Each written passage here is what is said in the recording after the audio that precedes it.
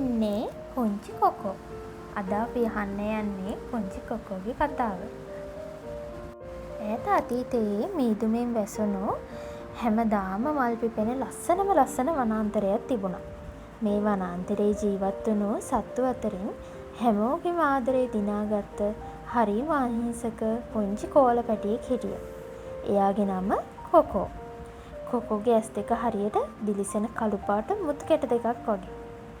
හැබැයි කොකෝ හැමදාම එයාගේ බෙල්ලේ ලස්සන රෝස සහ නිල් පාට මිශ්‍ර වුණු ස්කාර්ෆ් එකක් දාගෙනයි හිටියේ.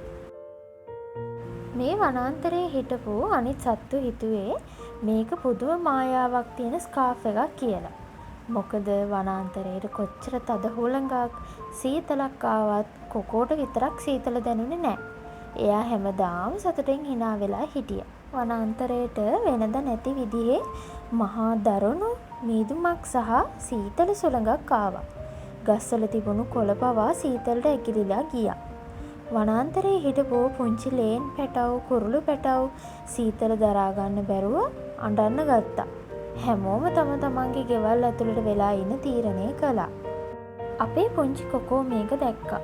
එයාට පුංචි සත්තුන්ගේ ඇඩුම් සද්දේ අහන් ඉන්න බැරි වුණා. එයා වහාම තමන්ගේ බෙල්ලේ තිබුණ උණුසුම් ස්කාර්ෆ් එක ගලවලා සීතලේ වෙවුලන පුංචි ලේන් පැටියා සහ කුරුළු පැටව් වටේට එතුවා. ඊට පස්සේ කුරුළු පැටව් එක එක්කෙනාව ඒකට ලං කරගත්තා. පුදුම වැඩක් වුණා. ස්කාර්ෆ් එකේ උණුසුම නිසා ඒ පුංචි සත්තුන්ගේ ඇඬීම නතර වුණා. හැමෝටම ලොකු සුවයක් දැනුණා. හැබැයි තමන්ගේ එකම ස්කාර්ෆ් එක අනිත් අයට දුන්න නිසා දැන් පුංචි කොකෝ සීතලෙන් වෙවුලන්න පටන් ගත්තා. එයාගේ මුළු ඇඟම සීතල වෙලා. ඒක දැකපු වනාන්තරයේ ලොකු අලි රජ්ජුරුවෝ කොකෝ ළඟට ඇවිත් මෙන්න මෙහෙම ඇහුවා. පුංචි කොකෝ, ඔයාගේ ඕනෑම සීතලකින් බේරෙන මායා ස්කාර්ෆ් එක ඔයා අනිත් අයට දුන්නේ ඇයි? දැන් ඔයාට සීතලයිනේ කියලා. එතකොට කොකෝ hina වෙලා මෙහෙම කිව්වා. අනේ අලි රජ්ජුරුවනේ, මේකේ කිසිම මායාවක් නැහැ. මේක සාමාන්‍ය රෙදි කැබැල්ලක් විතරයි. හැබැයි මම මේක අනිත් අයට දුන්නේ මගේ හිතේ තියෙන ආදරය සහ කරුණාව නිසායි.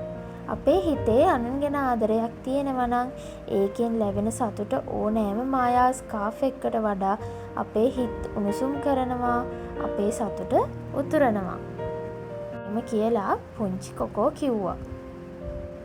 පුංචි කොකෝ කියපු දේ ඇහුවාම වනාන්තරයේ හැම සතෙක්ගෙම හිතවලට ලොකු ආදර්ශයක් දැනුණා.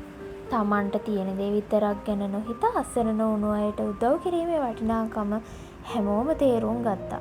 එකපාරටම වනාන්තරයේ හිටපු හැම සතෙක්ම එකතු වෙලා පුංචි කොකෝව වට කරලා බදාගත්තා. හැමෝගෙම ආදරය නිසා කොකෝට තිබුණු සීතල නැති වෙලා මුළු වනාන්තරයේම ආදරයෙන් උණුසුම් වුණා. මේ මායාව හෝ සතුට රැඳී පවතින්නේ අපේ සත්තුව තියෙන වස්තුන් මත නෙවෙයි. අපි අන් අයට දක්වන ආදරය, කරුණාව සහ බෙදා හදා ගැනීම තුළයි. එහෙනම් තවත් දවසක අලුත් කතාවකින් හම්බ වෙමු. එහෙනම් අදට